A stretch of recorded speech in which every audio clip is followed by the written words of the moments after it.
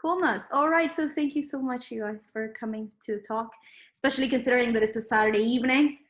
So this, I hope, will deliver something cool. So my name is Valeria Villegas Lindval, or otherwise your friendly neighborhood Mexa goth.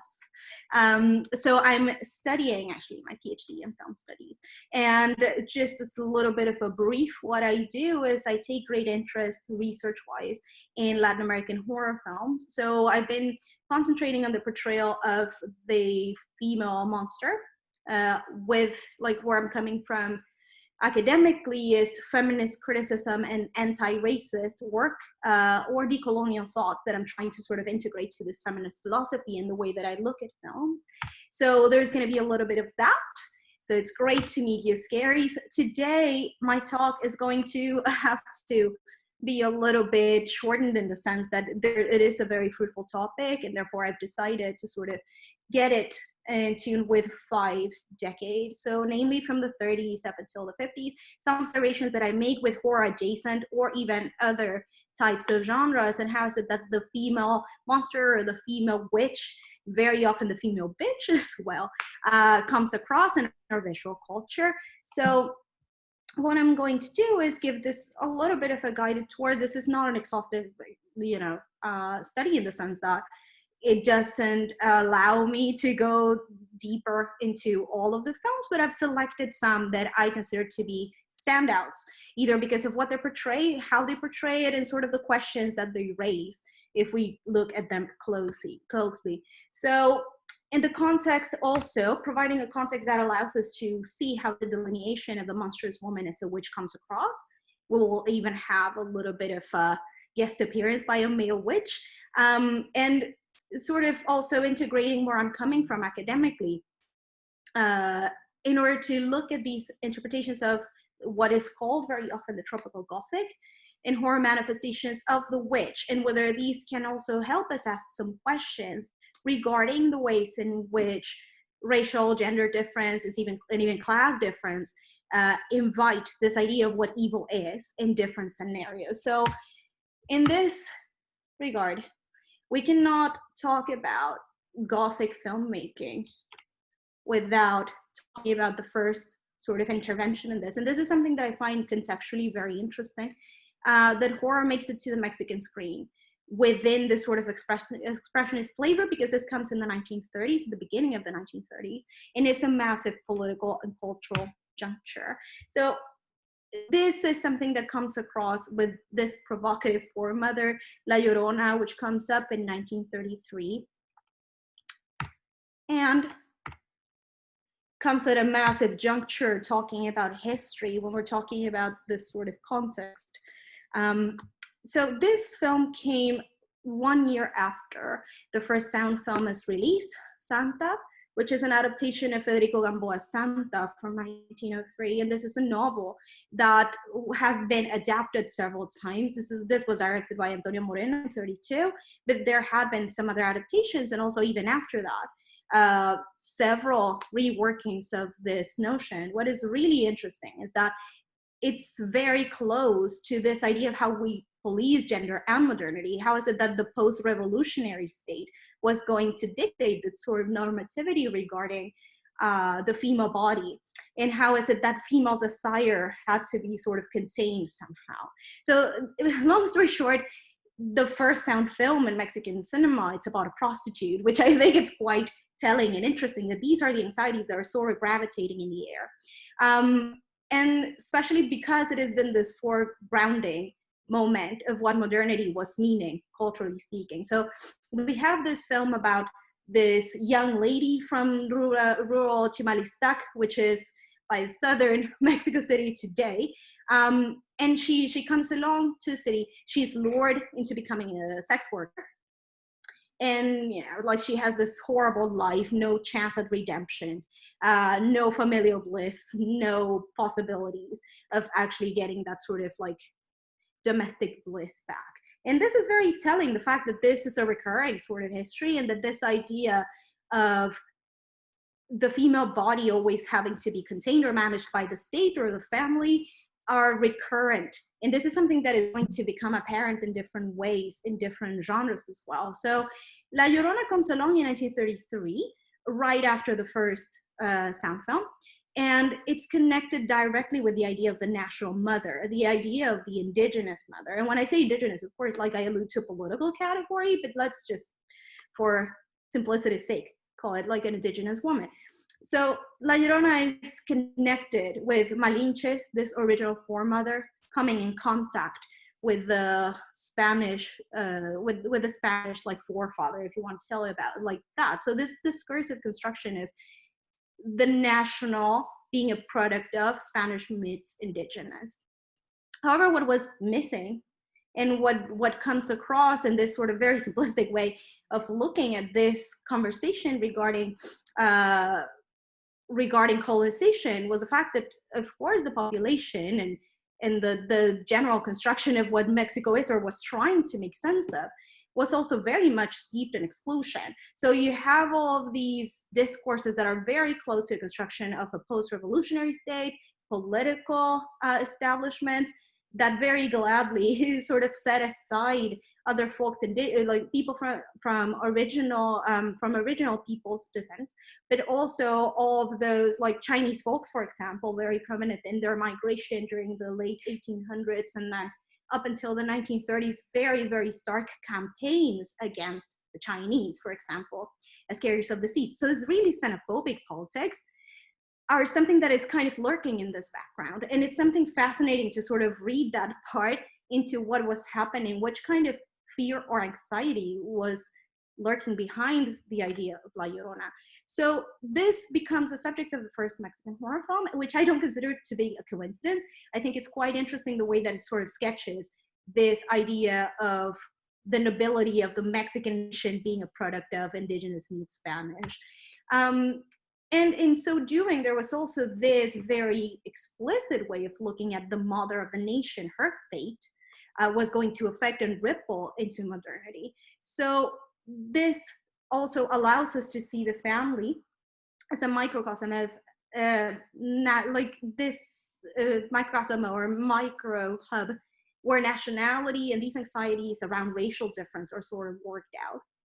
And this would become something that is somehow of a motif. Very often this allusion to racial difference is something that kind of lurks in the back of the Gothic witch. So briefly, the film tells a story of three, it's actually sort of concatenated alongside three stories. The first one is grounded in the 1930s, but this is a scene with Ana Xicotencatl with her Spanish lover, who eventually betrays her, leaves her for someone with his own ethnic background in a very public fashion. Even though she is nobility, she is like, well, you are still indigenous. This is an like this is as some sort of onus of what Malinche had done, this sort of transgression of racial mixture, something that is very much an anxiety center here.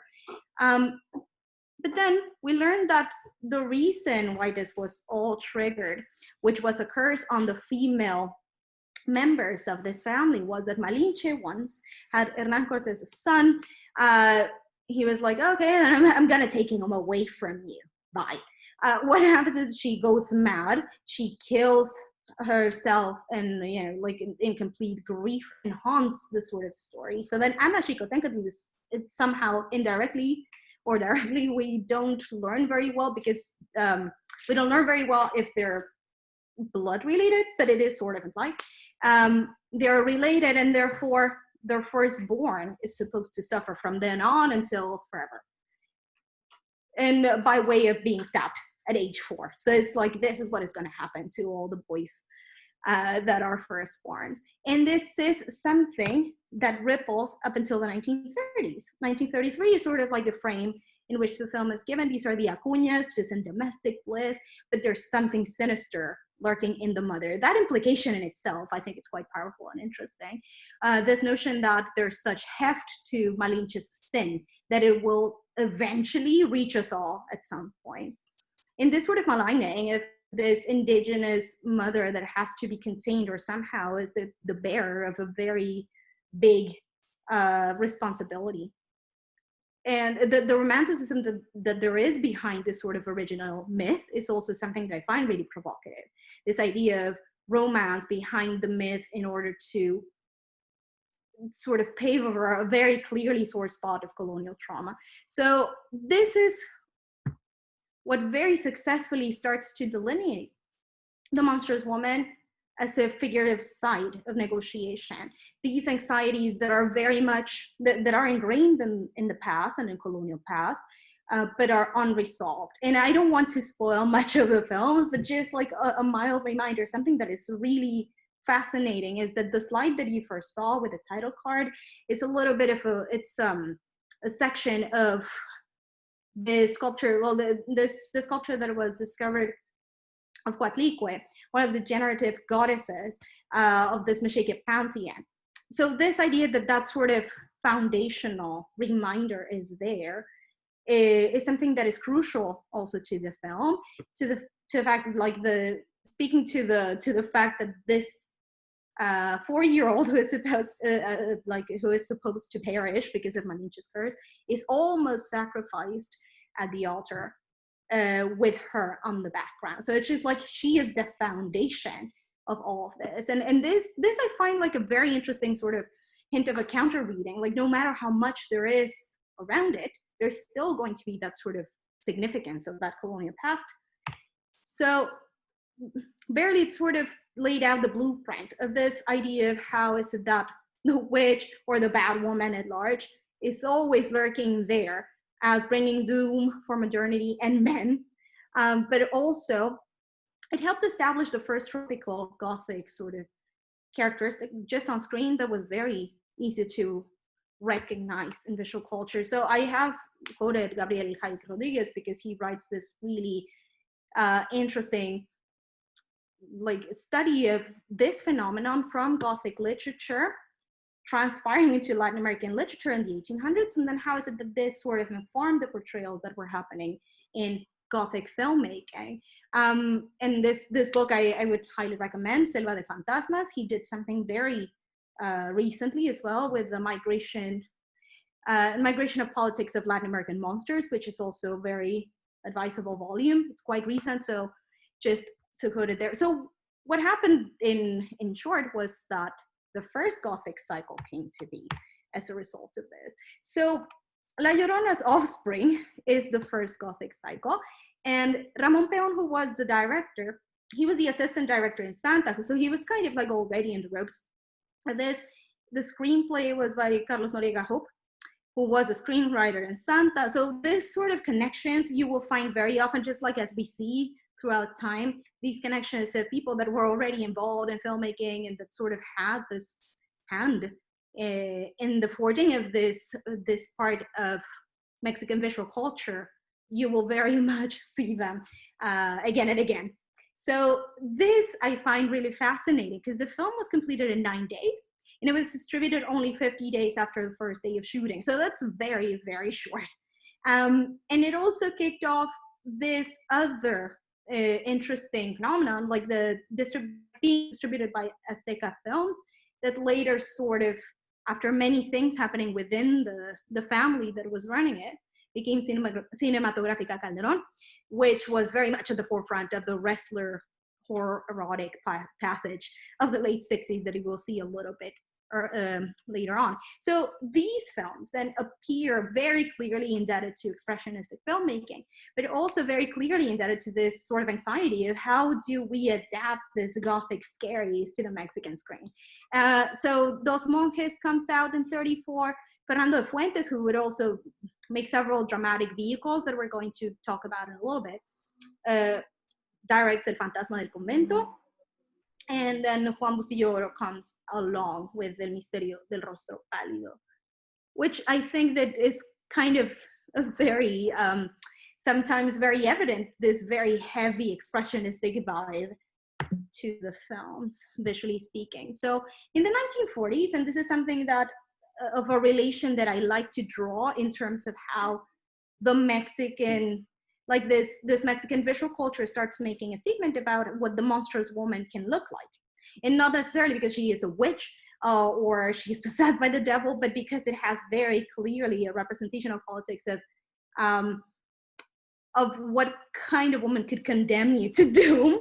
And I love that. I think the 1940s, I put it like buffering, because we're not going necessarily to talk about Gothic filmmaking, but rather something that I've taken preliminarily to talk the witch bitch of the golden age. So we have the 1936, 1957, disputably as the golden age of Mexican filmmaking for industrial reasons, but also because it cemented very well this idea of Mexican visual culture.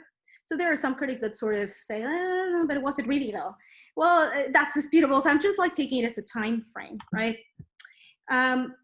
So while the Gothic sort of recedes a bit in the shadows for this period, another kind of bad woman comes along in dramatic features.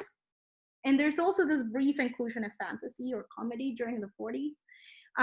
But it's not necessarily as significant as these other sub-genres or sub-representations that became very well established throughout time. The idea of the cabaretera or the showgirl, the implications of what is the underside of modernity, and how is it that there is this possibility or non-possibility of redemption? How is it that these women are also performing on a public stage and in the public eye?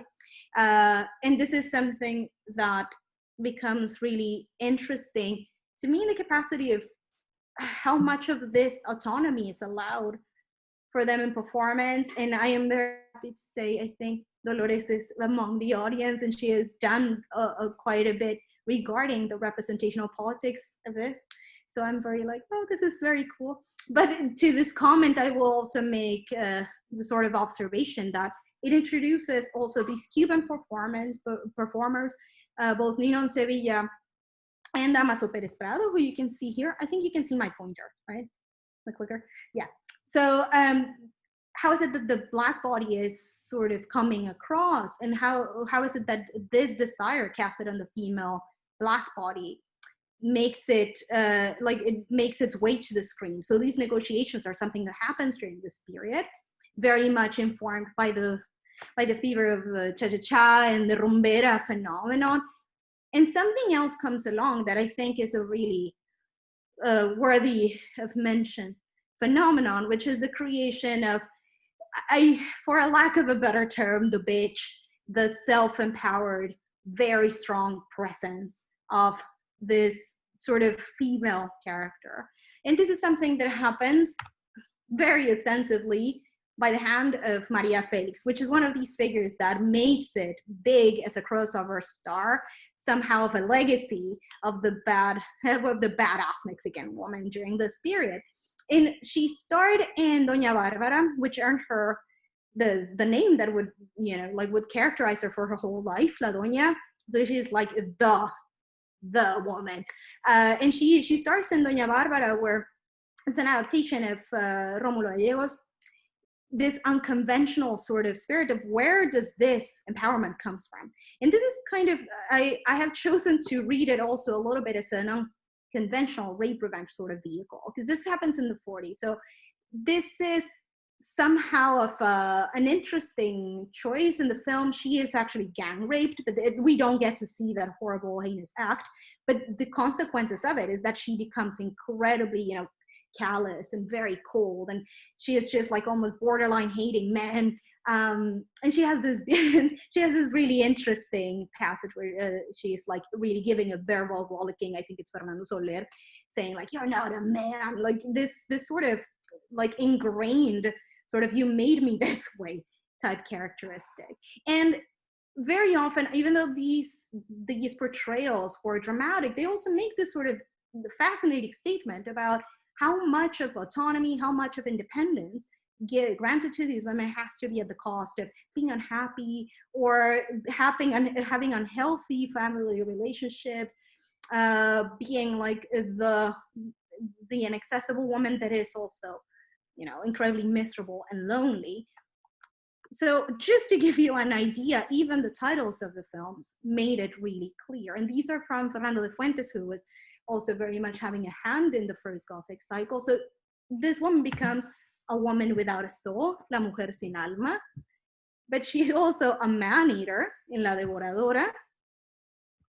And ultimately, this ambitious woman, it can only be ambitious and be empowered by shady means. So the devil is a woman. And this is something like Doña Bárbara, where there is this implication like this woman is the devil herself. Which I find really fascinating, because it's like then she's rebellious, manipulative, necessarily evil, and really, really lonely in the end as a product of her anxiety to become independent. So she is inevitably bringing misfortune, um, Orton. So this is something that of a figure that, even though it's allocated another genre of filmmaking, it's very clear sort of the tone of what is happening with this relationship of the female, like female autonomy and female subjectivity kind of being subordinated to all these desires that she has to fulfill.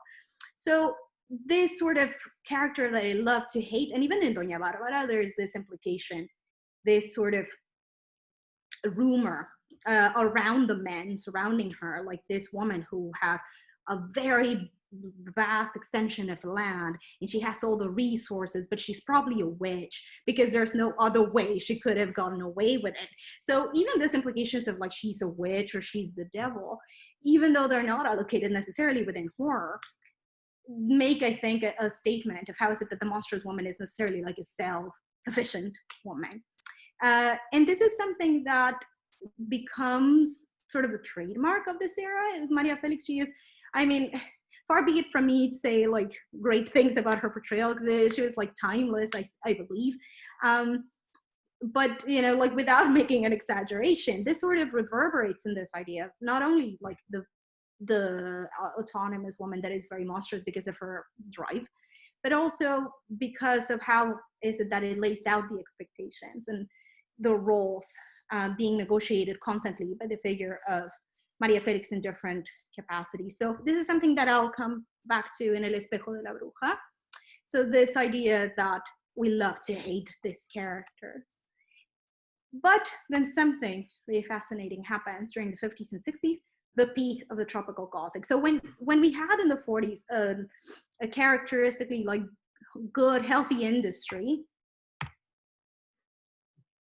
before Christopher Lee was Germán Robles. And I love this issue of Famous Monsters of Finland because he made it to the cover before Christopher Lee. So that's, you know, point for the tropical Gothic. It was going on there. And Germán Robles portrays here in El Vampiro sort of like that, that very recognizable figure in 1957. So something of a juncture happens here, and then horror becoming this successful horror cycle sort of comprised not only by El Vampiro, but also El Varón del Terror and El Espejo de la Bruja, and solidify this idea that, you know, like the horror cycle could very much become a franchise-minded type of phenomenon, and in it becoming like pop entertainment and this sort of very attractive vehicle for audiences. It also started adopting national motifs, very much like tropical Gothic literature, which is something that starts happening during the second half of the 1800s. It starts translating all these tropes: the return of the past, the witch, the vampire, like the mummy in some instances, the werewolf. These motifs start being translated into national recognizable landscapes, but also, you know, like recognizable scenarios. But as we will see, very often they retain the sort of link of mystery of like, it could be in your neighborhood, but it couldn't be. And also industrially, and sort of recuperating the health and trying to strive for different distribution and, you know, like a healthy box office.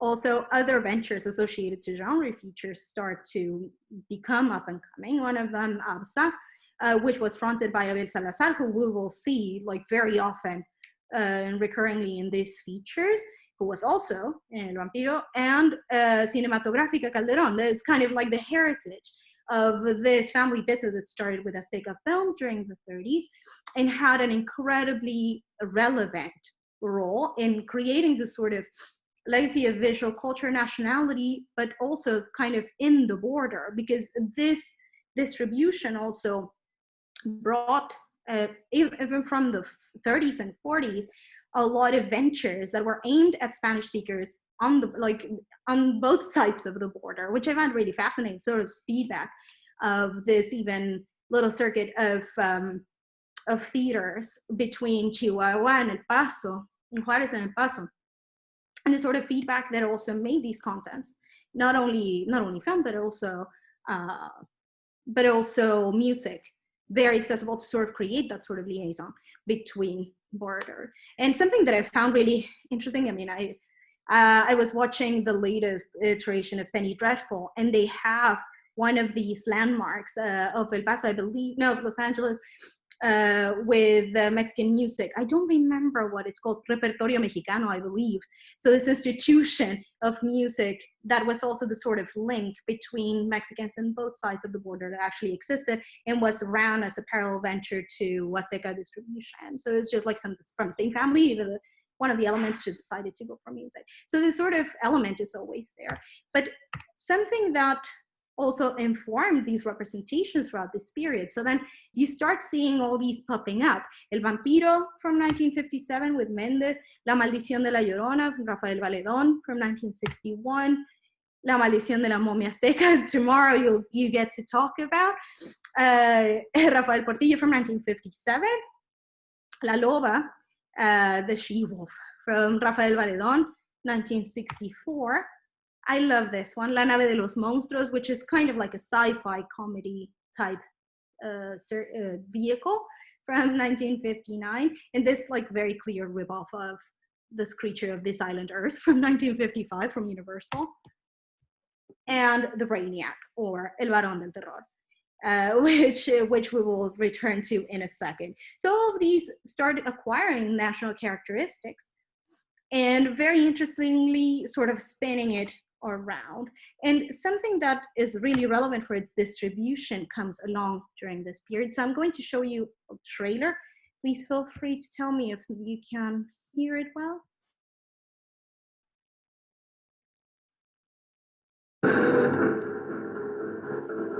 Chaste como yo. Ya son varios los crímenes que se han cometido en la comarca. ¿Qué dice? Nos han dicho que hay una fiera desconocida que mata de la manera más horrible.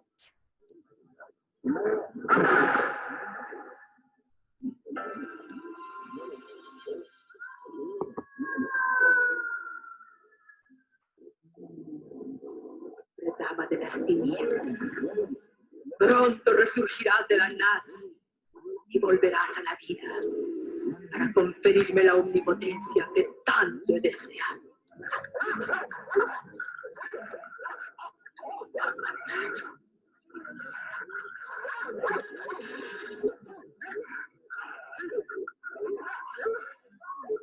La cantidad de crímenes que se están cometiendo en toda la comarca. Desde hace tiempo estamos tratando de darle caza al asesino, pero hasta ahora todo ha sido inútil. ¿Y cómo saben que se trata de una persona?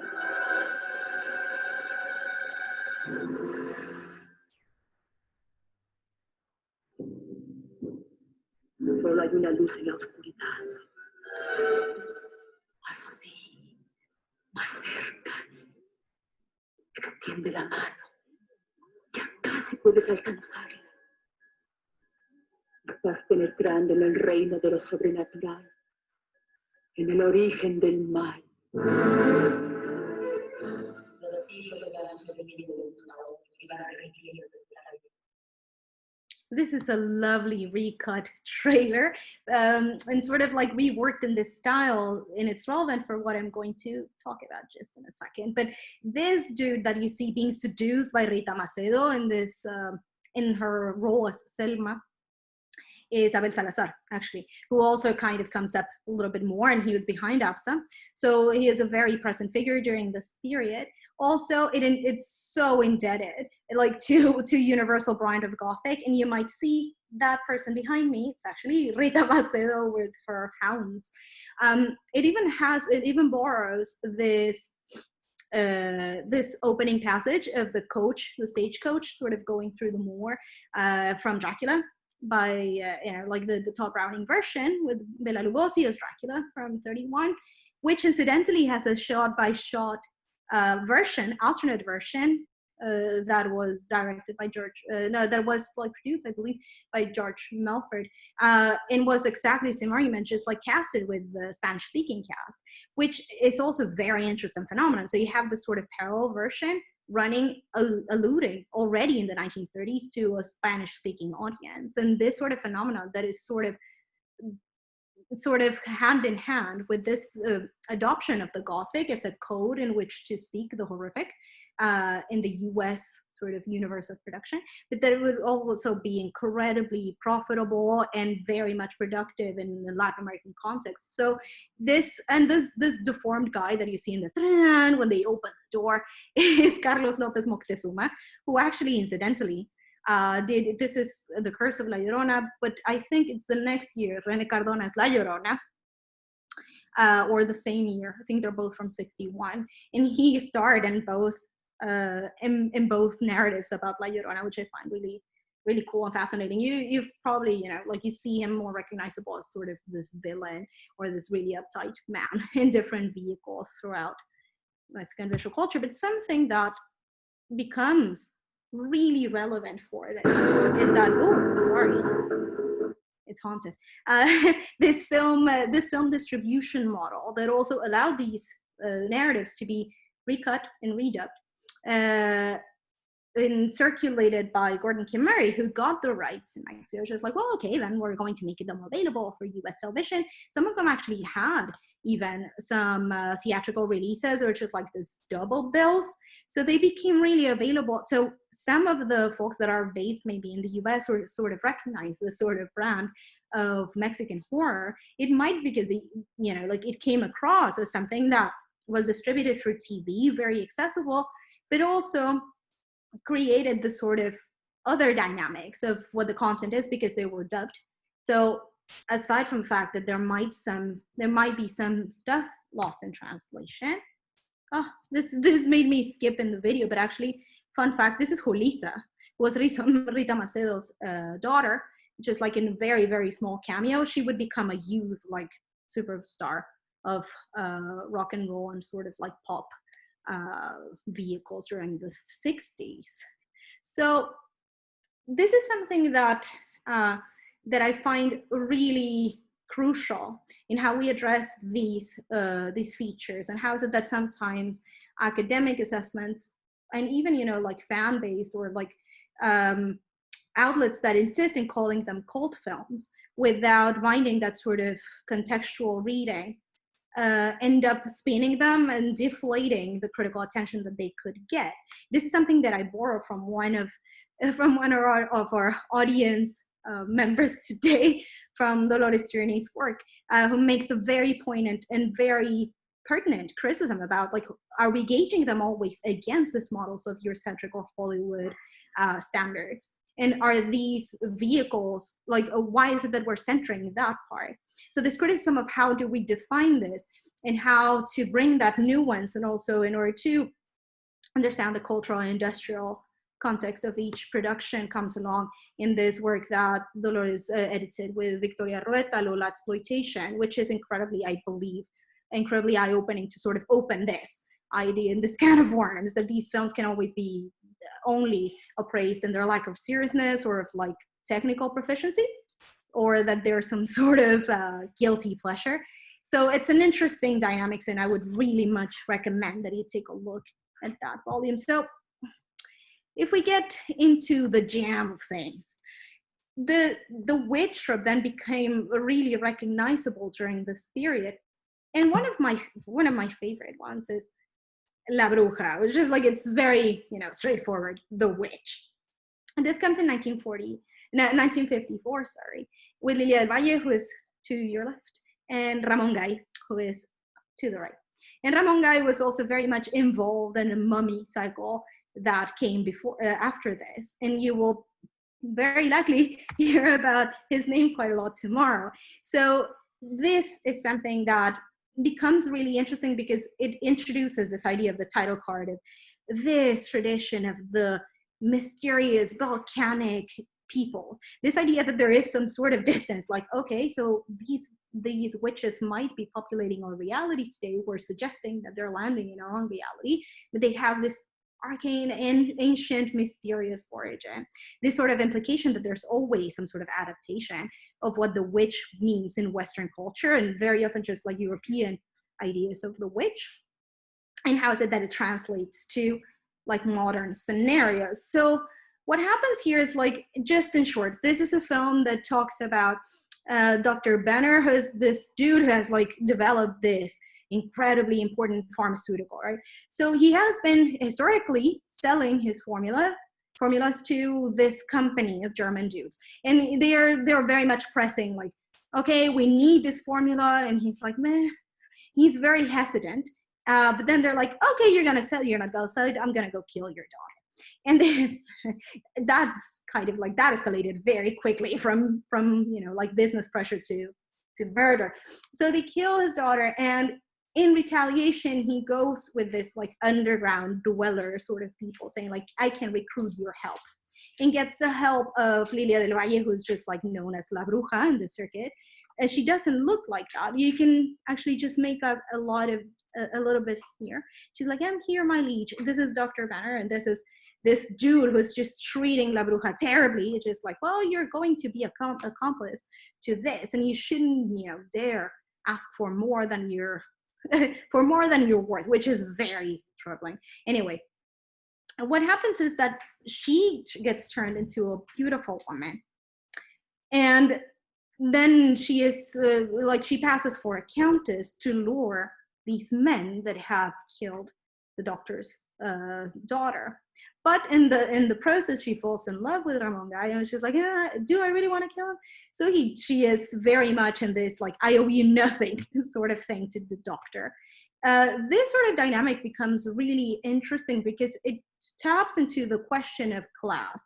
And I believe this is something that is very much worth sort of like pointing out, that this conflation of poverty as something that is not only undesirable, but it's also ugly, and it's something to be to be kept as an abject sort of part of marginality necessarily. They're even dwelling in the underground, so that tells you quite a bit about like this very hectic modern Mexico City being very much steeped into the underprivileged, who are just like literally underground.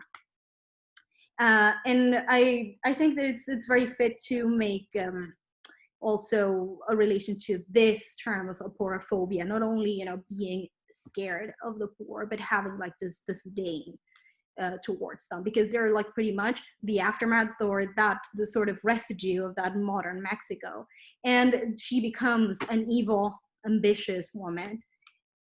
And therefore she's only useful when she's tool for those male designs. They're like, well, gonna get a revenge on big pharma, but that's the only thing that you're going to serve me. And they're very disquieting moments. There's La Bruja in her like actual face, and there are very disquieting moments where the doctor is just like, I hope you will not turn on me, you will have to obey, like you will be loyal to me. So this element of her being a tool to his ends is quite provocative, I believe. Then 1958, Mysteries of Black Magic, Misterios de la Magia Negra. So here we have the return of Miguel Delgado, who was of Doña Bárbara fame because he co-directed that film. And we are presented with Egle Elohim, who is this mystical presence. That's her. And she is like, she passes as some sort of magician, and she gives like really public shows, and people are like, oh yeah, have you heard about this magician? She seems to be really powerful. She's sitting on really ancient knowledge. And you have all these comments, like very shady comments from the audience, like, no, she's a hack. Like, she's really not sitting on super ancient knowledge, don't be lured. But then we learn that she's actually sitting on very ancient knowledge. And Eladio, who is this scientist, something that comes up very much as a recurrent motif throughout these films, this sort of idea of the opposition of the mystical and the humanist slash doctor slash scientist, sort of these two different facets of knowledge, rationality and superstition. which in some instances, as I will just sort of describe in a bit, are also two sides of which kind of epistemologies are privileged, and where is it that we can even see some epistemic differences. So this example I have chosen because it very explicitly alludes to the sort of like Semitic heritage and conflates it very intentionally with evil. So Egle at some point even summons Satan. And there are many references to Semitic names. So this sort of conflation is very discreet and yet very provocative. Like, where are we standing in labeling certain knowledges as relics or not valid or inherently opposed to rationality and therefore inherently opposed to that which is good? So this supernatural grasp that appears in the Gothic witch being the downfall of men because they're manipulative and somehow they can just kidnap their will and just do whatever they want with it. Something that we even see a little bit in La Maldición de la Llorona, in that, you know, that she's burning the figurine and sort of creating this luring, seductive sort of relationship with this man who is played by Abel Salazar in that other film. So there's a lot of, you know, robbing tombs and sort of like profanation of tombs in the name of science. And where is it that, you know, this sort of mysterious knowledge that is allotted to women is also inherently evil? And the editing makes it very clear. There is a sequence that I have just broken down to frames. You know, she is trying to get a revenge on the research assistant of Eladio, who has just perished because he was way too curious for his own good. So she's like, let's break this figurine. And then, an accident happens. And she is run over by a tram, which is, I mean, it's sort of interesting to also envision this Mexico City where there were trams. In this dynamics, this sketches very well this sort of opposition of how the figure of the scientist is very often pitted against the mysterious, manipulative, and almost the most of the time female witch.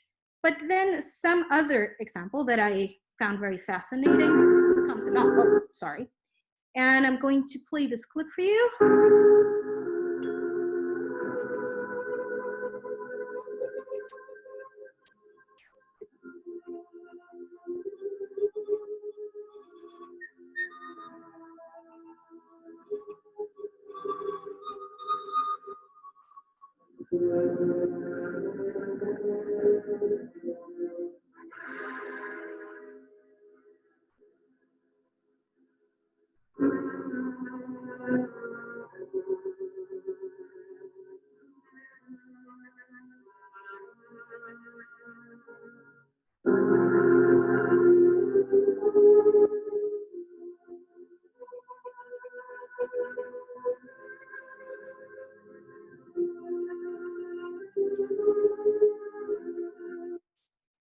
So this is from Muñecos Infernales from 1960, or The Dolls from Hell from Merito Alasraqui. And this is very fascinating. This little unsuspecting little girl that you're seeing there thinks that she's sleeping beside her doll, but actually the doll is this haunted artifact that is set out to kill grown-ups. So this happens in the frame of, it's like Toy Story, but make it evil, sort of. So this happens in a frame that becomes very much a standout for yours truly as one of these cases where the witch is not seen, actually, but we only see sort of like these objects that they manipulate.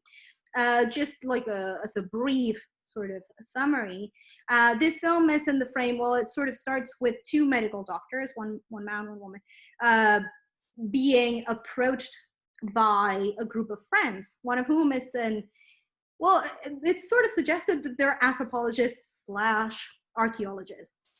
So they're together in this dinner party and they're like, oh, you know, we went to Haiti, right? So we got together with this primitive peoples, like very, maybe for the time, not so scandalous in the way that it is phrased, but right now it would be this sort of description of, we saw this ceremony and they allowed us into the ceremony. So we're dancing and contorting and doing all these things that savages do.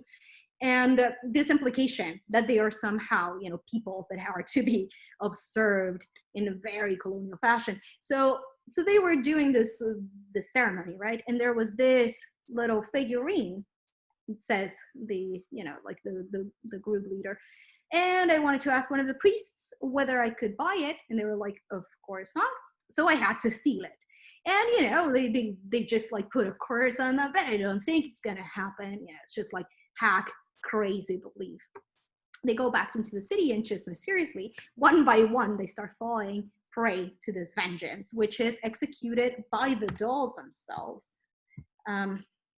And this is one of these fascinating times where the witch's presence is sort of absent. Like, we don't get to see the witches themselves, but we see these objects that are manipulated, and all of these actors that played the dolls and sort of like enact the vengeance that was casted by these people. I mean, of course, this is something that is alluded as some sort of voodoo, dangerous, primitive knowledge. And this is quite fascinating because it sort of keeps coming back to this divide between rationality and other knowledges that are necessarily coded as witchcraft or dangerous, not necessarily as something that can coexist with scientific rationality or modern rationality. And in so doing, brings back this Gothic anxiety of the dark, the sinister other, which is very proper to Gothic literature as well. This idea that keeps coming back, that racial difference is also introducing this sort of evil into the otherwise smooth progress of Western world. And I like to read this film also as a veiled dig on anthropology, as incredibly rooted in colonialism. This idea that these artifacts, even though, you know, like, this is something fascinating, right? So the witches themselves are evil, and they're creating these rockets with this dolls that are enacting violence and possessed. However, you know, step back, these people were stepping into a sacred space, and they were creating this sort of atmosphere. We're like, we're going to steal your artifact. It belongs in our, you know, like in my collection. The sort of implication is also very provocative, because then we have the witch and witchcraft associated to other knowledges. And this happens as one by one fall, in a much deserved revenge, if you ask me. This is a very interesting and fun film. On the other hand, we have one of the classics that also made it with Mary's distribution, The Brainiac, or El Barón del Terror, from 1961. This is, as well, you know, now, Abel Salazar looking incredibly smug as he is being tried. Like, okay, so it's, you know, the moment of the Inquisition. We're going to try Vitellius de Estera because he is a male witch. He is someone who is a heretic, but he's also a womanizer. So he's not only a danger to himself and others, but also to the reputation of the viceroy. And, you know, like, there's, as he is burning at the stake, there are some women sort of like, the only thing missing there is popcorn. Like, they're just gossiping, like, did you hear? I think that he was involved with the viceroy's wife, you know, like, so he is like bringing legit ill repute to the situation. He's like, well, you know, and of course, it was also produced by ABSA, Abel Salazar's company. So what happens here is that he's being burned at the stake. And he's like, well, they're all hooded, all of the executioners, as you can see here. But he really calls names, and he gives receipts, like, I see you and you and you, and you know what, I'm going to come back in 300 years. Don't mind me now. Gonna jump on this comet. It's gonna come back, and you are going to pay. So 300 years go by, and people are just like, oh, don't mind me. We have forgotten about this dude, until an astronomer just like very randomly sees a comet crash in the middle of nowhere. And that sort of marks the return of Vitellius de Estera, the Baron of Terror. And this sort of connection makes it very clear, like, this sort of connection with the past, a very European past and a colonial past that very forcibly brought Christianity. So this sort of relationship of the witch being a byproduct of that moment of colonization, spiritual and otherwise. This GIF is everything. Just like, because he's also like very much a womanizer in this particular, you know, 1960s scenario. And this is the monster that he becomes. So this also became sort of a cult early of audiences outside of Latin America. And we kind of returned to this argument that I introduced, you know, like bringing back Dolores Journey's formulation about like how is it that we're reading these films, whether they're on these standards that allude to cult audiences outside of Latin America. And this also brings a lot of comparisons, like, yeah, it has a Black Sunday Mayo Baba sort of feel, this sort of idea that we can only read these works in function of what they're not or what they lack, which is very much food for thought, I believe. So after this, I will introduce one of my favorite trailers. And there we are.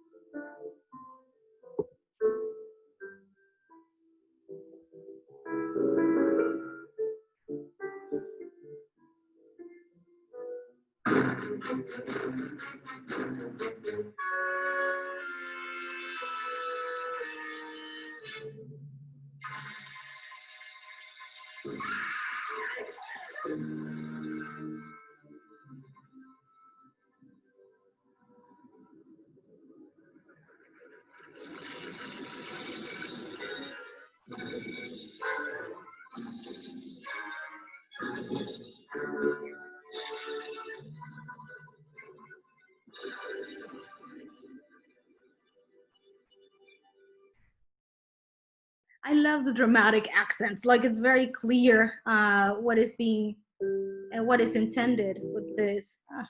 What is intended with this particular trailer. So it always gives me a little bit of trouble with the slide. Okay, great. So if we change the slide, good, go away to the next slide. There we are, cool. So this is from El Espejo de la Bruja, or the Witch's Mirror, which is also very much recut in that sort of style that is really lurid and, you know, scandalous, and there's always this evil that is going to shock you to the core. This film from the very beginning also establishes the sort of title card that was so incredibly common during this time. So for a very long time, witches and their ancient knowledge have been around us, necessarily sort of aligned with exotic, distant traditions. And they even feature this little capricho of Goya, Linda Maestra, at the beginning. It was just like this sort of blend that was very characteristic of the times to have like different representations of the witch, and it very intentionally creates this sort of witch's hag reminder. So this is the story of, you know, like this man who sets out to kill his wife, Elena. And he's a scientist. He's a, well, we kind of, again, we have this motif of the scientist. There's a little bit of a crazy mad scientist there as well. So this man kills Elena, but Elena, unbeknownst to him, is also very much in cahoots with Sarah, who is this guy's housekeeper in this bearer of ancient knowledge. So she is her protege. And they both see this in this aforementioned mirror, like, oh, this is gonna happen. We cannot avoid it. The only thing that I can do, says Sara, who you see there, who's portrayed by Isabela Corona, is I can avenge you, you know, and this is gonna be tough, and it's gonna be awful, and it's gonna be on the, you know, like on the person that he loves the most, which is the second wife, Deborah. So Deborah is just like unsuspected, and it's quite crappy that she gets the short end of the stick, because she's like, she didn't know the guy had murdered his first wife, for God's sake. So it's like, well, she mysteriously died, and I'm really sad that she passed. But now, you know, I'm happy because I have you by my side. However, Sarah is like, I'm not having this shit, and she decides to avenge, you know, Elena, and in so doing, starts creating all of these interventions on, you know, like Deborah's life. She moves in, and the really creepy things start happening. The piano starts playing on its own. She sees, you know, flowers where there weren't. They wither at her presence, and she's like, oh, there's something seriously wrong with this house. However, Sarah is just like, oh, this is not something that you should concern yourself with. This motif of the mirror that actually is mentioned in the title is a mirror that is said to come from Persia. So this sort of idea that there's an exotic and dangerous alignment with the witch becomes really fascinating. The female witch is equally dark and mysterious, just like Persia or like any other land. Very Orientalist stuff, Freud much. That sort of idea that the female psyche is also just as mysterious and inseparable. So Isabella Corona and Rosita Arenas are the beginning, like at the center of this feature. And you would probably sort of see them as recurrent presences because Rosita Arenas was, like at the center of La Maldición de la Llorona, and then later as part of the Mummy cycle, which I'm really thrilled to hear about tomorrow. So these are the two of them. Here we see Sara, Isabella Corona, and this is Elena as they're seeing their fate unfold. This vehicle was also produced by Abel Salazar, and it introduced Carlos Enrique Taboada to the process, who became really, it's going to become this presence that is a staple in portraying the figure of the witch throughout 3 decades. So I'm going to go back to the guy because we need to make a parenthesis about him. So there is a hint of Frankenstein, and this idea that you can, like this man who has killed his first wife, also gets to make a new wife. So he just goes around very nonchalantly robbing graves, going like, well, then I'm going to make you a new face and I'm going to make you new hands. And unsuspectedly, he gets, what's coming for him in trying to play God. So this idea that there's also I find it a lot of fun. There's this reappropriation of the mad scientist and this implication that he can have a bespoke woman, a woman that he can fashion himself. And this other implication that is also interesting in the sense that the witch is a bearer of a knowledge that belongs in a domestic space. So she is in her turf, she is a domestic menace. And this is not something that is exclusive to this film. It sort of comes along in other vehicles as well. So the witch's knowledge, no matter how much solidarity there needs to be there, no matter how much reparation there needs to be there, well, it's always coded as evil by introducing this idea of female competition. Okay, so I'm going to avenge this man who killed his wife by going after his second wife, who's completely unaware of the fact that he's a murderer and that he has done this heinous thing to his first wife. So this is an interesting way in which this sort of idea of female solidarity gets a little bit deflated. And the murderer's husband, yes, he gets what's his. So I would recommend that you take a look at the film if you haven't. But it's definitely, this sort of element makes, I believe, a little bit of noise. And this idea of where solidarity can also become coded as evil, necessarily, something that is always subordinated to this female competition element.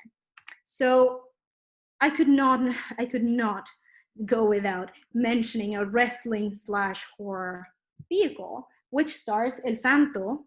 So I'm going to just play a little bit of this.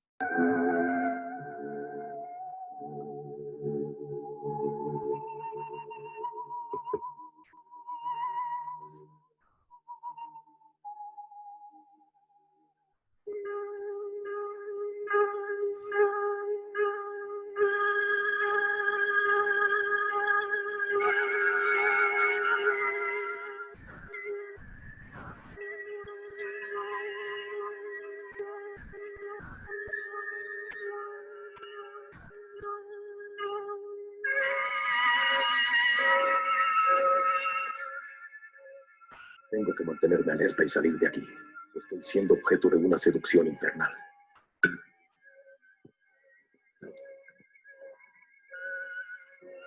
Acérquese.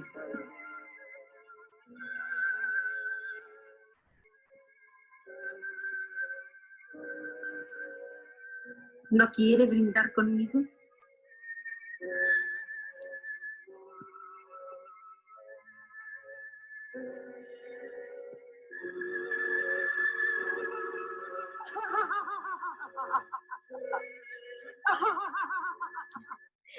I love this part because, El Santo gets lured by this mysterious witch, and it's like, oh, I am completely, I have lost my willpower, so I'm being subject, and he literally says it, it's such a great line, I'm being subject to a satanic seduction, a demonic seduction.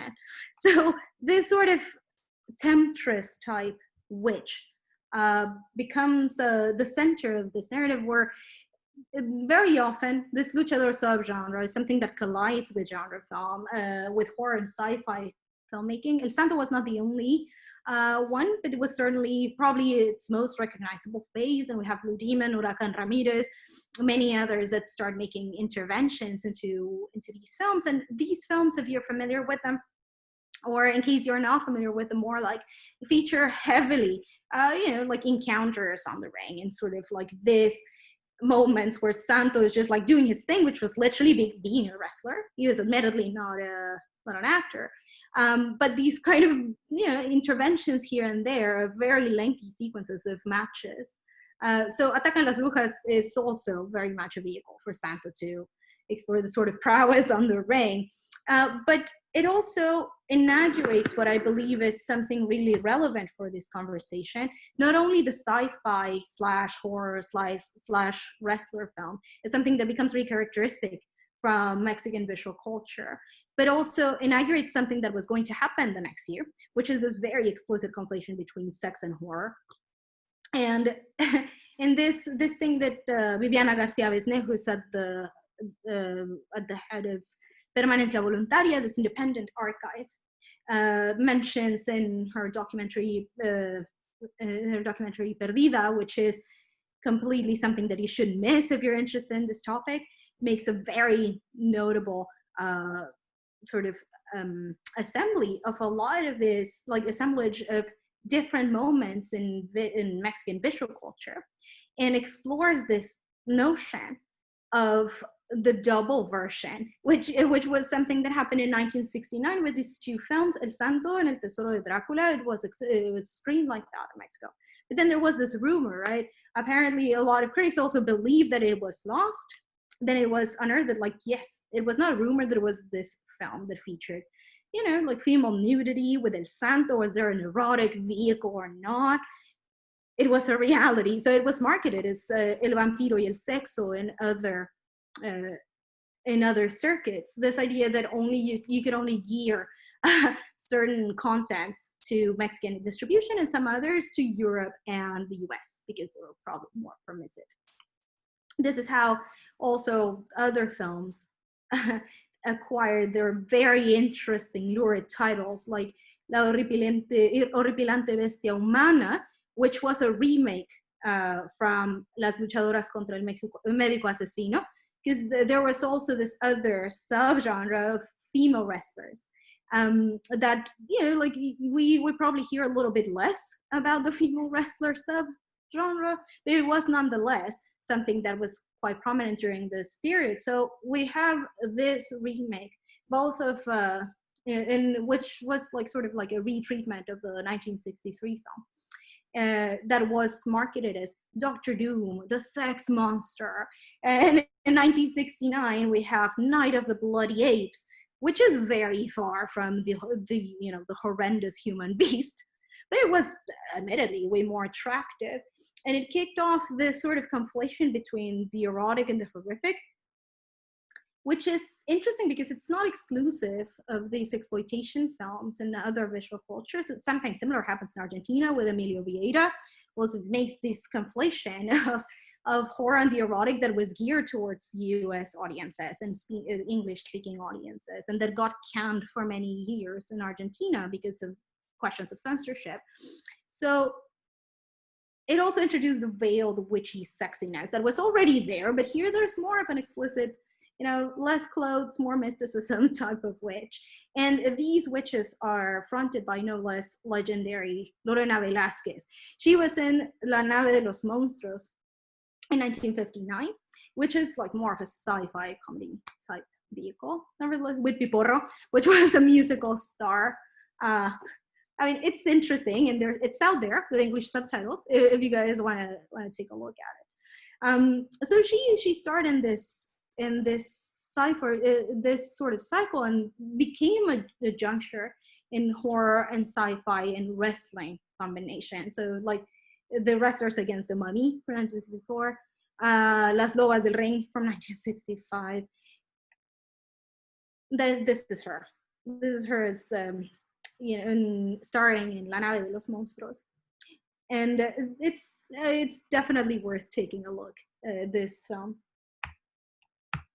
But if we're going to talk about a little bit of a parenthesis, I need to make an aside on Carlos Enrique Taboada. So this man, he was involved already in El Espejo de la Bruja by the beginning of the 60s, but he was also very heavily involved in what happened with Germán Robles after he starred in El Vampiro in 57.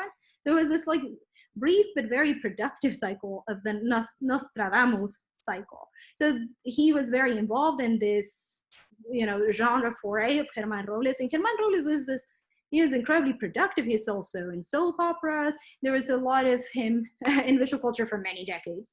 So he did something that I find really worthy of mention,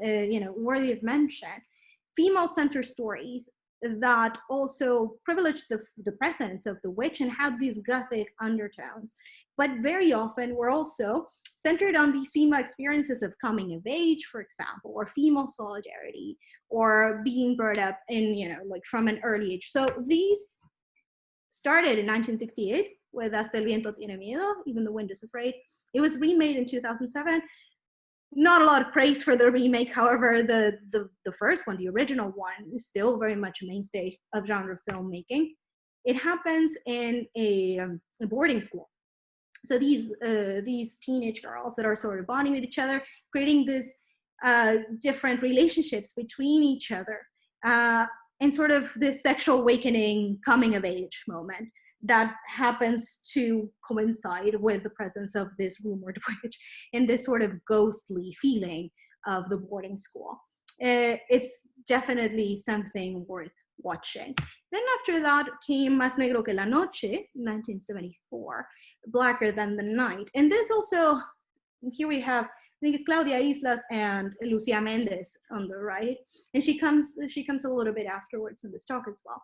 And this revolves around a group of young women, one of whose one of their aunts has passed away, like the aunt of one of them has passed away and has left them a house, this kind of creaky mansion.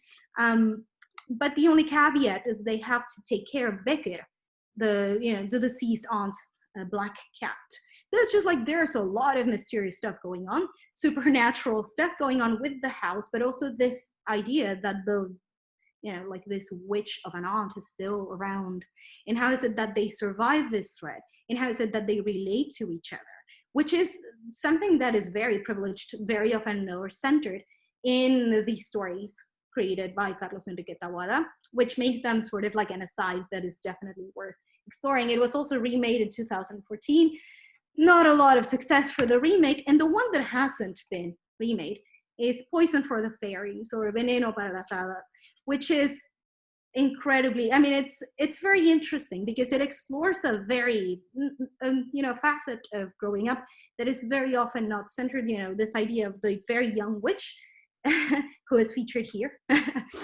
And this notion of growing up and this development that is always coming across in these portrayals, female subjectivity and coming of age, and even sexual desire and its development during the beginning in Hasta el viento tiene miedo. So this sort of relationship that Carlos Enrique Taboada has to these female characters is quite, I think it's quite interesting to sort of note and look at closely, because it has a lot to offer, and it offers these much more nuanced female characters where the witches are not necessarily like evil and they have to be erased from the face of the earth or these lurking menaces, but rather afford these possibilities for these connections and these relationships between women in solidarity to become a reality. So how is it that these translate to how they grow up? And then come the 70s, and I love to call them the satanic 70s because I think you guys know what is coming, and yes, it is time for Alucarda, which you have watched, some of you. And as I said in the previous session, I took this little subtitle from a tweet that very much summarized how Alucarda feels. Like, well, that escalated quickly. And this is a parenthesis that necessarily has to be put in relation, I believe, to what was happening at the time. So we are kind of coming from this moment of the 50s and 60s struggling in terms of the management of the film industry. But then we have this very fascinating passage of the problem film during the 70s. And a change in administration also makes it so that the conditions in the production of films in Mexico changed dramatically. They had different instances for support, financially speaking. So there's a transformation of this sort of landscape. And a presence comes to the fore. Juan López Moctezuma, who was ostensibly the creator of Alucarda, probably one of the most well-known features in sort of like the cult circuit, to whom I'm making an homage. I can never get it like Tina Romero, but I've tried. So it's sort of kind of there. So he was already involved. Juan López Moctezuma was already involved in the cultural scene. He produced Fando y Lis by Alejandro Jodorowsky in 1968. And some of you might be familiar with Alejandro Jodorowsky's works. He is one of these filmmakers and artists that has been around for a very long time, but also incredibly productive during these years. He was very involved in theater. He was also involved in Los Grupos, this sort of contestation group of artistic pretension to, like this sort of counterculture-ish scenery. And during this period, these problem films are not properly horror films, but they touch upon really creepy, like very often based on a true storylines. So we have, I could not go without having Claudio Brook in this one. You might recognize him because if you watch Alucarda, he's Dr. Oshek, and he's also the sort of fun, weird character that they encounter in the woods. Claudio Brook, who also incidentally made The Devil's Rain from the 70s with William Shatner, incredible exploitation film, sort of like beef film-ish with acid rain, melting people's faces. Anyway, and Ernest Borgnine is also it. Anyway, Claudio Brook starred in El Castillo de la Pureza, the Castle of Purity. He starts as this patriarch who doesn't allow his family to go to the outside. Nevertheless, he is a very disreputable character and very creepy, very well portrayed by him. And he appears here. There's a storyline of very disturbing, incestuous things going on in that family. I would completely recommend that you take a look. I'm not going to talk about it more because I don't want to spoil it for you guys. Then in 1976, Felipe Casals produces these films that sort of become a little bit tangential to talk about what the actors and the actor and the director of Alucarda were doing. This, you probably recognize her. This is Tina Romero, who plays Alucarda. And she starred in Las Poquianchis, which is this also based on a true story type of film of a circuit of very apparently religious women from the Mexican countryside who lured a lot of young women who were coming from the countryside to Mexico City, and they lured them into prostitution. And a lot of horrible abuses were committed in that period by those women. And then we have Canoa, which is also horrifying, sort of based on a true story portrayal of these hikers that are just like, don't mind me, I'm going to go on a hike. They get lynched by the population of the town of Canoa because they are inflamed by the local priest. However, this incident, the narrator is Juan López Moctezuma. So his voice is very much reverberating in that film. Let's see. And then this incredibly trippy thing happens. So I'm going to play it for you guys. And this is what the devil does. He grants his virtues to expand his kingdom, the only valid one.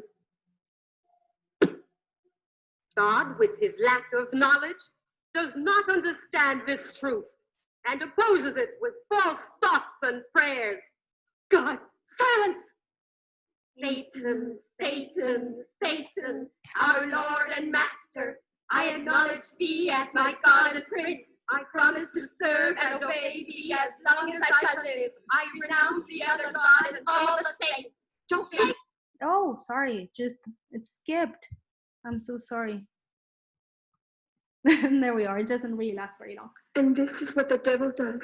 He grants his virtues to expand his kingdom, the only valid one.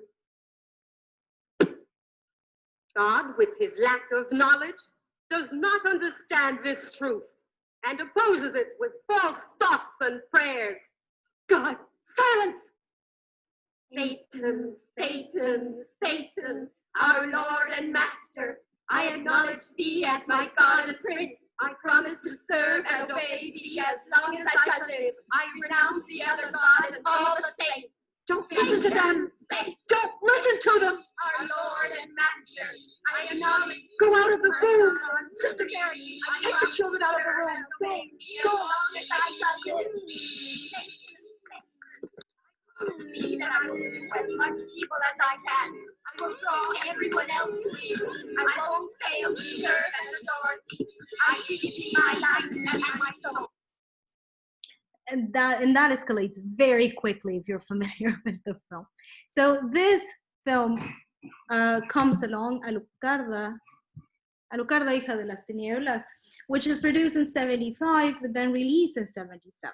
And it was originally sort of planned to have 2 installments. So the idea was to have the sequel, Alucarda Regresa de la Tumba, Alucarda Returns from the Grave. So this very trippy, synthy music by Tony Geffen that is just like sort of enhancing this very trippy, almost saturating feeling of what it comes across is I think it's a very accurate portrayal of what happens in the film if you're not familiar with it. So it revolves around Alucarda and Justine, who are these young women in this picture, who are orphans and they're living in an orphanage, which is also incidentally a convent. And this sort of pact that they established with the devil as a sort of coming of age, this coming of age pivotal moment. Then Satan becomes our Lord. And this is a very interesting portrayal that featured, it's also notably spoken in English. It was a co-production with Yuma and Max Geffen. So it sort of established a little bit more of independence in order to create a film that's way more explicit. However, it wasn't very well received by the critic at the time. But Juan López Moctezuma there's already also so much mysticism around his figure as a creator, as a proponent of jazz and radio, but also as this character is just like this kind of cultural savant, maybe. Someone that was very well in tune with the time, is very clearly a big fan of the Gothic and its manifestation, especially of Poe. So interestingly, this screenplay was, by Alexis Arroyo and by Juan López Moctezuma, but they both had input from their wives, which makes it an interesting incidence in how that these female characters are portrayed. And it is this sort of rare juncture between witchcraft and the figure of the vampire. Sometimes this film is even alluded to as nunsploitation, because it happens in a convent and there's a lot of eroticism around this notion of what happens when there's a lot of women left alone to their sexual desire and their devices. Well, this is something that comes across in a very interesting way here. And the filmmaking, if you're familiar with the film, and if you watched it in the Wednesday Watch Club that was part of this sort of warm-up, also borrows heavily from these dramatic sudden close-ups, this sort of keen expression of desire, and also of pain, and also of fear, which becomes a very fascinating juncture for yours truly. This idea of how female desire, and especially coming of age, is configured before our eyes, and how is it that is sort of related to the notion of powerful teenage girls being necessarily evil, which is a figure that I find very fascinating to think about.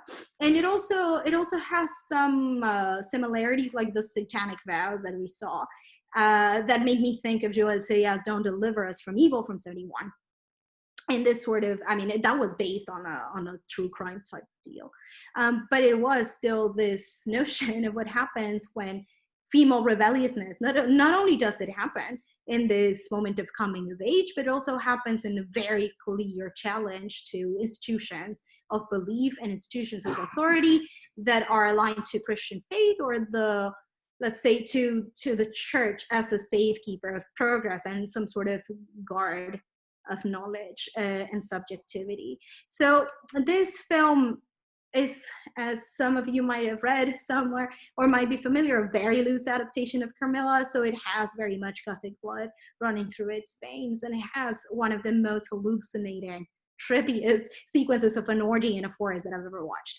And I totally recommend that you do if you haven't. So this is only one of the features produced by Juan López Moctezuma. A little bit before, in 1971, he produced La Mansión de la Locura, the Mansion of Madness, which is also, it also has a DVD circulation right now. So it's one of these works that are a little bit more accessible. Claudio Bruch was in it. And it was very explicitly an adaptation of the Gothic. He also produced, I mean, this is not necessarily related to what was happening in terms of the Gothic witch, but I believe it's a very interesting aside, because he, like this character that there is, and this thing about him as an author that is somehow enfolded in a lot of mysticism and a very sort of cryptic nature to Juan López Moctezuma. And how is it that his works are being reevaluated as of late? Tina Romero, incidentally, who played Alucarda, she didn't make any other feature film aside from 2004 in Las Lloronas, and she was there, but largely she sort of dedicated more of her life to dramatic features and soap operas. So she's a very recognizable face. Susana Camini on her part, who plays Justine, didn't appear in anything else, I believe, but like not anything that was noteworthy. And Claudia Bruch went on to, to do a lot of collabs in a lot of different other productions. So Mary, Mary, Bloody Mary is also one of these noteworthy works. It happens in 1974, and it stars a bisexual vampire. I would totally recommend that you search it. It's actually also produced in English. It has John Carradine. It has Mexican stars like Elena Rojo, but it also has this vein of being more geared towards audiences outside of Mexico, perhaps. Not something that is so rooted in Mexican tradition, and yet very, very cool vehicle. After that, in the 80s, he directed To Kill a Stranger, which is also all spoken in English, in 1984, and then El Alimento del Miedo, or The Food of Fear, from 1993, I believe, which, if I'm not mistaken, was sort of completed and done after he passed away, based on, I mean, it's difficult to get a hold of it, actually, based on this true story of La Tamalera, this woman who killed her husband and served him in tamales to people, which is quite gruesome. And I can't think of a better title, The Food of Fear. I mean, come on, that's quite cool. And also this sort of mystery that enfolds López Moctezuma as a creator is something that has become sort of a trademark of his works, and kind of transpires to the mysticism that is surrounding the reception and their creation. He passed away in the 90s after having, like a sad passage of very being ill for a while. So there's this documentary that I would completely recommend to sort of tap into this mixture of fiction and reality that sort of comes together in the figure of Juan López Moctezuma, Alucardos, which sort of explores the ripples of what he did, especially Alucarda, on fandom, and how is it that it creates a sort of, it created a sense of identity, and also how much it forged the subjectivity of these people, Manolo Duran being one of them, who is also very much involved with Juan López Moctezuma's estate, and also a collaborator of this book. But if we are to go a little bit aside, another honorary mention doesn't necessarily talk about witchcraft in the same way that the Gothic witch, but it's definitely not to be missed. Satánico Pandemonium, or Las Exorcista, from 1975. And very often it gets compared to Brussels the Devils because it features, yes, like crazy nuns, a lot of sexual desire, even underage. Cecilia Peset, who is here, having these very impure desires about an underage boy, for example. And also, if I have to make the recommendation, one of the best Satans, probably, because he's the most 70s Satan ever, Enrique Rocha, playing Satan and tempting tempting the whole convent into becoming sexually liberated. And I'm not, it's not properly within the code of the Gothic witch, but it's definitely related to these anxieties regarding what happens behind closed doors in convents, which can be a lot, admittedly. And this film also kind of transpires as one of these cult darlings that have this references. For example, if you remember from Dusk Till Dawn, Salma Hayek's sequence, her stage name is Satánico Pandemonium. So there's clearly the sort of bind. Gigi Saúl Guerrero, who also created Dia de los Muertos, the short film, during 2014, I believe, in México Bárbaro, which is a compilation and anthology of different current horror filmmakers, also makes an allusion with one of the sequences. So I completely recommend that you take a look. I'm not going to show it because it has some nudity, and YouTube might be a little bit fussy about putting us up. So, I'll just leave it to the imagination for now. So if we transition from that moment of the satanic 70s, I'm just going to give a little bit of a roundup from these 50 years. And I wish I could speak a little bit more about more current iterations of the witch, but we'll have to keep it up until the eccentric 80s now. And a lot of stuff was happening back then. There's way more openness regarding not only economically, but also, economically in the wake of NAFTA, but also culturally speaking. So a lot of these adaptations that are sort of even tangentially related to the satanic panic in the 80s start popping up. One of my favorite standout examples is Dimensiones Ocultas, which was distributed as Don't Panic in English. And it creates this sort of link between, the dangers of playing with a Ouija board. And how is it that you're going to be, eventually playing these dangerous games is going to land you into these satanic spiral of horror. The other one is one that I grew up with, Vacaciones de Terror, which has a second installment as well. Haunted Dolls, very advisable to take a look at it. It has sort of this presence of the Mexican, well, not countryside, but sort of outside Mexico City feel, this idea of the haunted mansion, but also popular star and ranchero star Pedro Fernandez.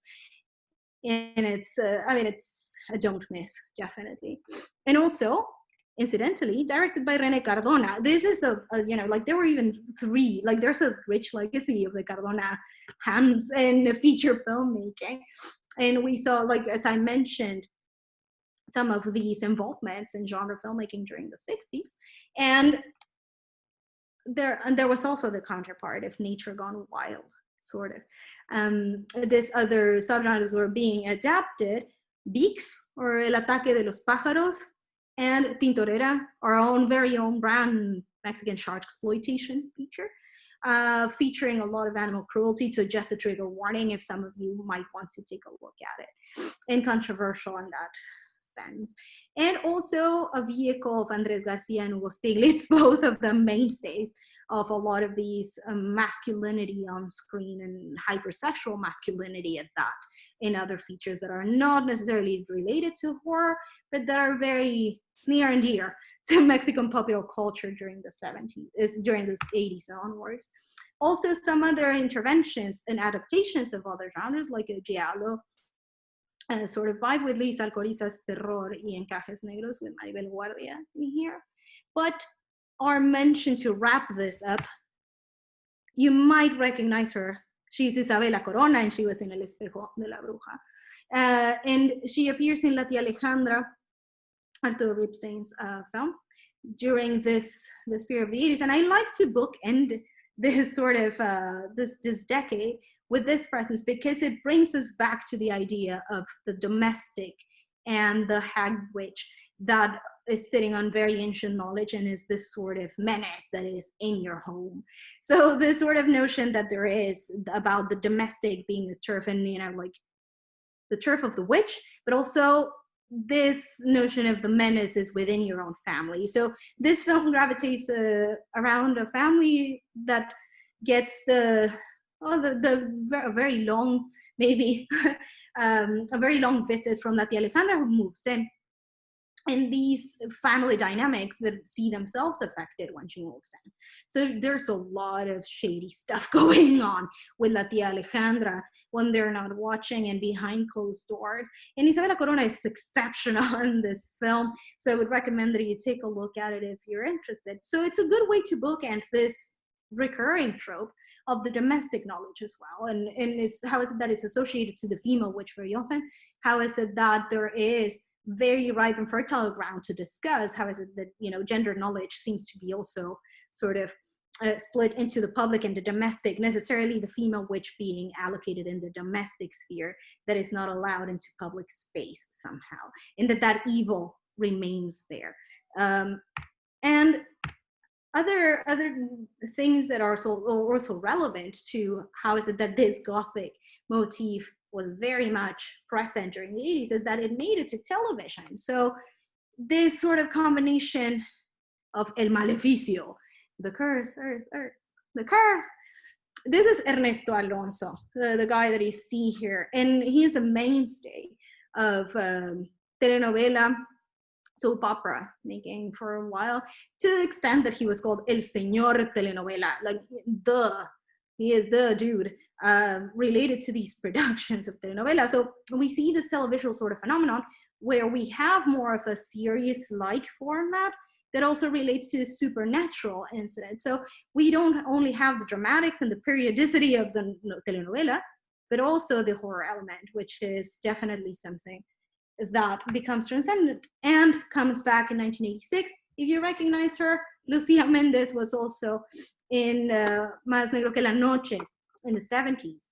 So she's here. She also starred in El Extraño Retorno de Diana Salazar, which was also the supernatural-like vehicle, telenovela vehicle, coming back from the grave after being, or reincarnation more, like after being executed during the Inquisition.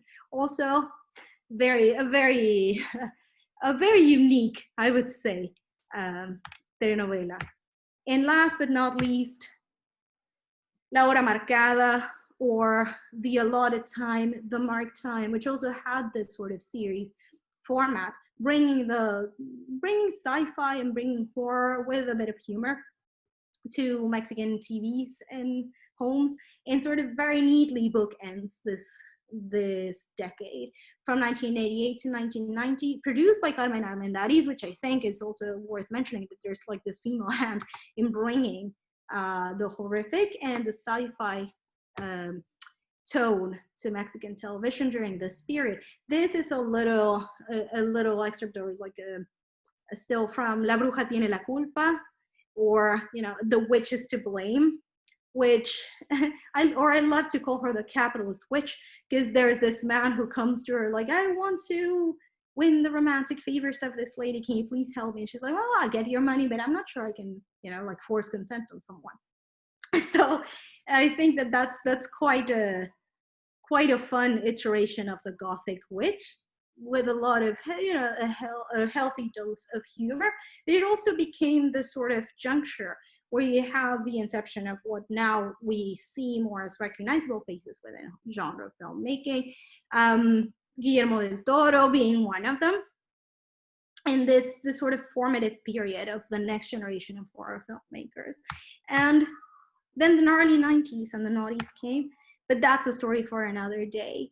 So I am just bookending this. I wish I could go on talking about this, but I'm just so happy and very grateful that you have listened to my crazy, and couldn't go out without mentioning some shameless plug-in about what I'm doing and where you can find my writing.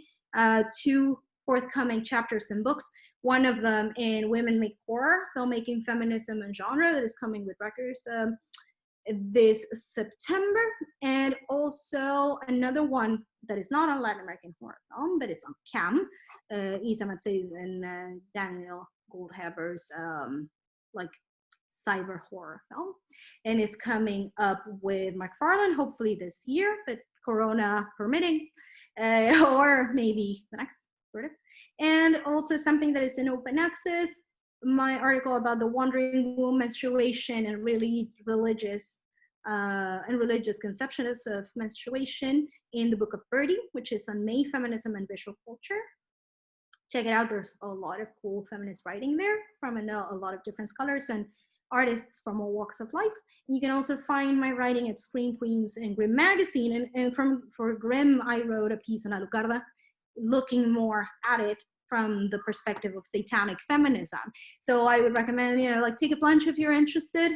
And I would love to know what you think about it. So thank you so much. I'm just going to leave this one for a bit so you can pause it if you get the video. Some recommended reading that has to do with horror, Mexican visual culture, gender, and other stuff. So that's it for me. Thank you so much for spending this part of your evening, yours truly. So I am going to stop sharing my screen if that's cool.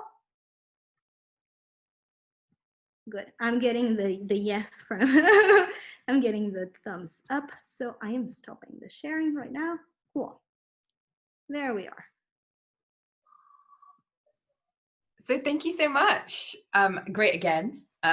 Different. I learned new things this afternoon. So thank you so much. So this is the time that we have set aside for questions. So if you would like to ask a question, you can put one in the chat. You can ask one via the video. Just be aware if you ask one via video that you will be recorded. So yeah, I'll give you a few seconds because I know it takes a moment to type those questions. Yeah, and then I can look if there are some questions on the chat that I missed. I don't think so, from what I was seeing. More commentary, but do have a browse through the chat. Not a question so much as a comment, if I could. Mm-hmm. Dangerous words, Rish. No, what I find interesting is how the trope of, the witch or the dangerous woman being overly sexualized and attractive is a trope that's really common to Indian soap TV.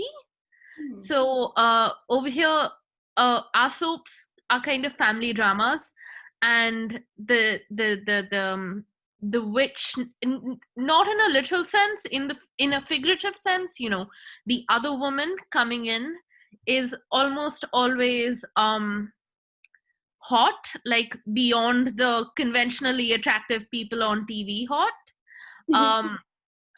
Her makeup is very obvious, so it's obvious she has makeup on versus kind of muted makeup for TV makeup for the rest.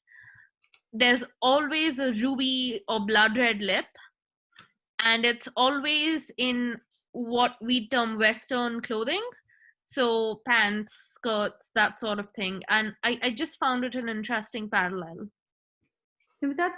Thank you so much for that comment, that insight, because I think there's such a fascinating part of this reversal of like the Western coming to corrupt instead of the other way around.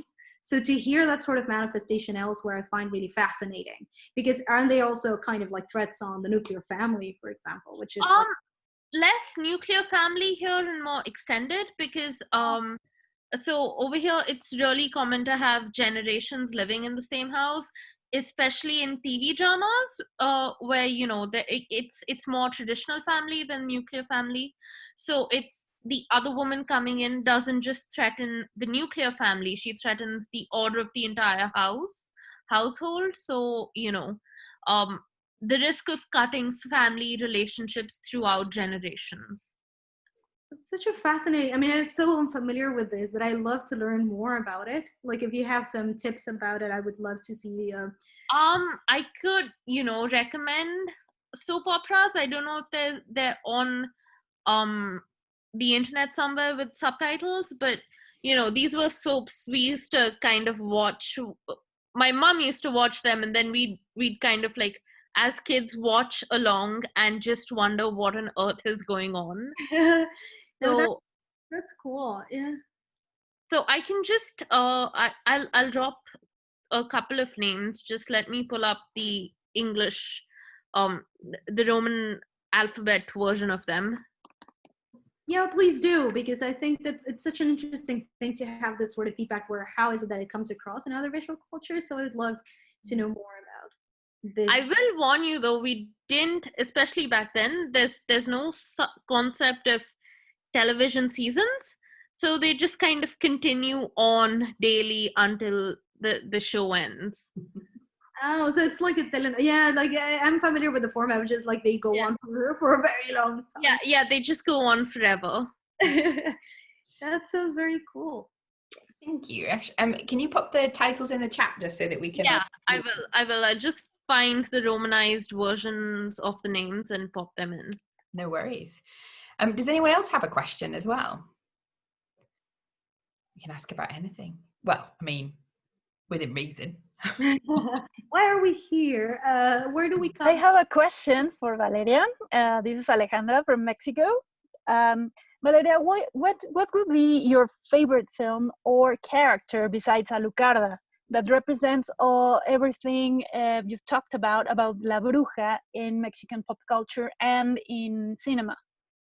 I think that from these films that I brought up, definitely Rita Macedo as Selma in La Maldición de la Llorona, because she is a very atypical sort of villain, because her villainy is wanting to get rid of all the men in her genealogy and becoming this sort of like matriarch, which I find really fascinating because it's not something that we find very often in this trope. So they're the dangerous matriarchy.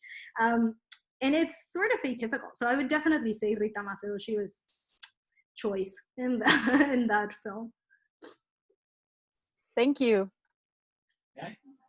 So sorry, just dropping into this beautiful conversation. Thank you, Valeria. It was amazing. We should mention that when Rita Macedo was shooting La Maldición de la Llorona, both she and Rosita Arenas were pregnant, and they would go to yoga classes together when they were not shooting. And Rosita Arenas was married to Abel Salazar. So I think, the fact that they were pregnant while they were doing La Maldición de la Llorona just elevates everything that happens in the movie and what they talk about. Yeah, that's so true. I never really made the connection, but I think this anecdotal information is it sort of adds this layer to how potent it is, like the idea of genealogies, sort of. That's true. That's awesome. Almost. Any more questions? Do feel free, and as I say, do feel free to put them in the chat if you're shy of asking them by video. That's okay as well.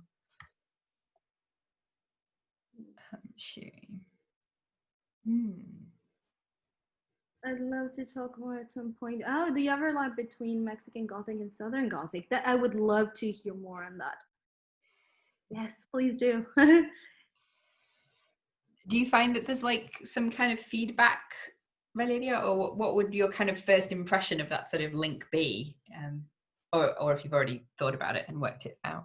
Yeah, because I have to admit, I'm kind of like new to more of the cultural nuances of the Southern Gothic, and more because my point of entry is sort of this idea of that is not from material that is necessarily in the horror genre, but how is it that it comes across in the idea of the plantation, for example, and the haunted feel, and the sort of return of the very oppressive colonialist past. I was thinking also in terms of the way, like looking at the roots and the way that history covered the roots, and then the roots kind of come back as a curse or a haunting later on. Yeah, which is like it's such an interesting, I find it like such an interesting vehicle in creative sort of manifestation of how to negotiate this notions of identity that very often are so rooted into this very normative, very forcefully placed frames of what identity or national identity is. So I think that I would love to hear more about like the specificities of the Southern Gothic.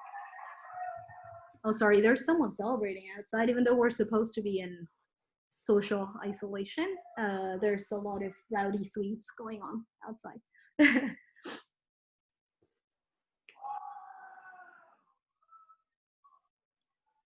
Let's see.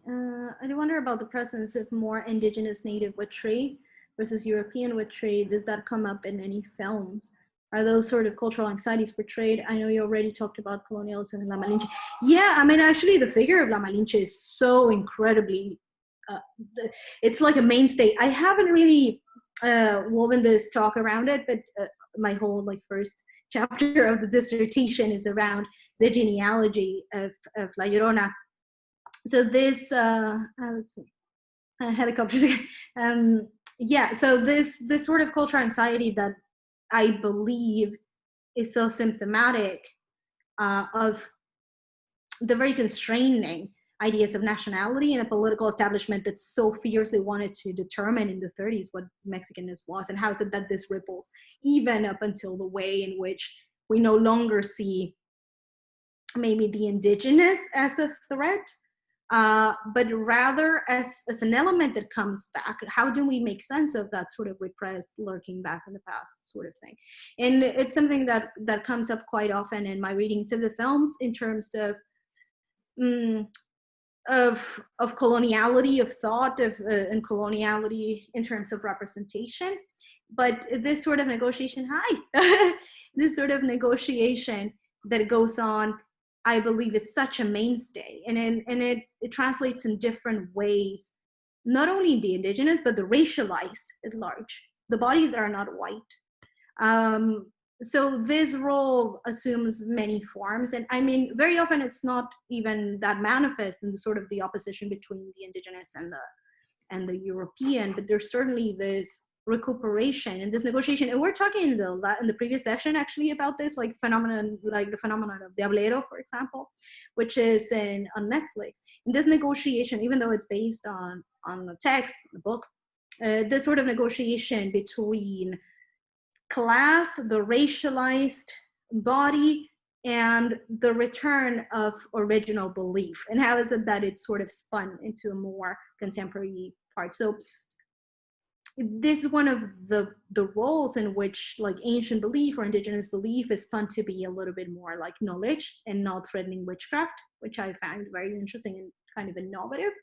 But it definitely allows for a very long conversation. So I will shut my trap, because I think we definitely have a lot of these instances that even if they're not very overt, they're still there. There's still this notion of rationality versus superstition, for example. Thank you. Any more questions from people? They're really living it up outside. Like, I don't know what's going on, but they're like, yay. So my neighbors are having a good time. But so am I. So it's just like, just keep it down, you guys. Yeah. I'm up for like any more questions in the chat, or otherwise I don't want to like cut people off if they're wanting to ask a question. I asked all of mine this morning. So I don't have any extra ones today. I mean, I do, but no. So does anyone else have a question or a comment, but more of a question at all to share? No? In that case, we'll just say thank you again to Valeria so much for coming. Amazing. I'm popping the link again to Valeria's PayPal, so please do support her and her work, and thanks for coming to visit us.